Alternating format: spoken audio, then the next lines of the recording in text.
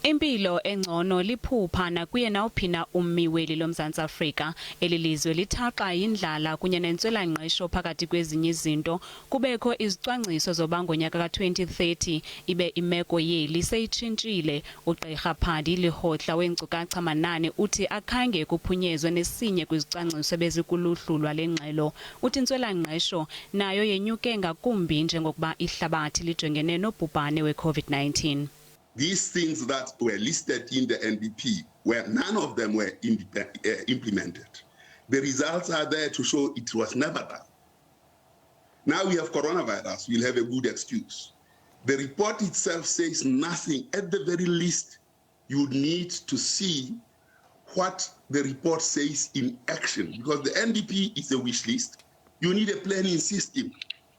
What it does is exhortations. Ukanti ugqirha Miriam Altman nongumkomishinala wekomishoni ejongene nezicwangciso zikaRhulumente uthi ukungabikho kwenkqubela phambili kungunobangela welahleko yeminyaka eli-10 ulawulo lukaRhulumente lubanjwe ngobhongwana.